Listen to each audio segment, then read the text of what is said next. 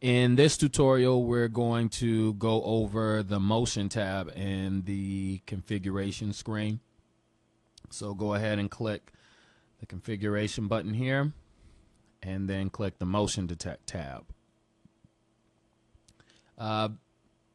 Just briefly to go over the different areas of this tab. Record duration, the default is going to be 40 seconds. What that means is that anytime that motion is detected, it's going to always record footage for at least 40 seconds. That means that if a recording starts because motion was detected and then the motion stops after 3 seconds, the DVR software is going to continue recording for another 37 seconds even though there's no motion. So whenever there's motion, you will always get at least a 40-second file's worth of footage on the hard drive. You can change this to as little as 1 second, and you can increase it past 40. Usually, 40 is a good default. Under this area here where it says select camera, you can choose the area on the screen where you want the motion sensitivity to be affected by. And what that means is you may have a specific area where there's a lot of movement that isn't really relevant. You can actually just click and drag and choose the area that you want the motion sensor to be affected by.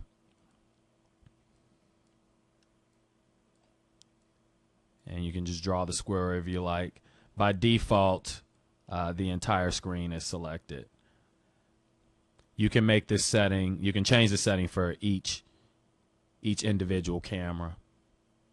You can also select in this area whether or not to send an email message to a particular email address when motion is detected in this specific area for each camera. You can change the setting individually for each camera. You may decide, well, I only want an email to be sent when there's motion detected for camera 1, but I don't want an email sent when there's motion detected for camera 2. So you can make these settings individually. There's also an apply to all cameras button here, similar to what we discussed in the schedule record tab, where you can apply the settings to all cameras. You have the same thing here in the motion detect tab. For each camera, you can decide whether or not you want the sensitivity to be high, middle, low, or very low.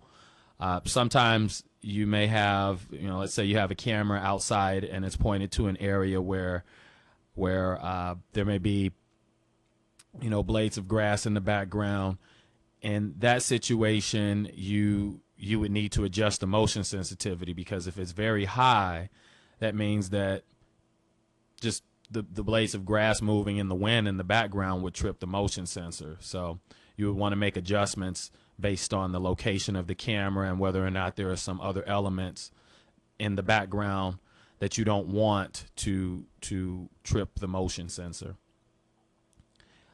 This area down here for alarm beat, you can decide whether you want an alarm to sound if your DVR is connected to a set of speakers. You can decide if you want an alarm to sound when motion is detected, and if you choose to enable this feature, you can set it up so that the alarm stops automatically when the motion stops, or you can set it up so that the alarm just stays on until you actually manually stop the alarm on the DVR. And you can set the duration. You can set the duration that the alarm goes off for. So you can set it up so that the alarm goes off for 1 second, 2 seconds. It's up to you. This area here is where you would enter the email address that you want the image sent to when motion is detected for the camera that you selected this feature for in this section. So you just enter an email address there. You can choose the quality of the image. Usually 100 is fine. You want to make sure that attach picture with email is selected. And you can choose the maximum emails that are sent within an hour. This is to prevent your email box from being bombarded with a ton of images if there's a lot of motion occurring in a particular hour. The default is 5. And there's a minimum interval between 2 emails. You can put a value here that will reduce the number of images you'd get in the event that motion is detected. Let's say the motion sensor is tripped off and you end up with maybe five images that the software would be prepared to email to you within a 15-second interval. You can set this off. You can set this up so that there's a 5-second interval, and if you set this up with a 5-second interval, in that situation you would only be sent 3 emails instead of 5, because it's only going to allow 1 email to be sent every 5 seconds. You can also enter a subject. You can decide whether or not you want the time that the motion was detected to be included in the email, and you can also include a short message if you like.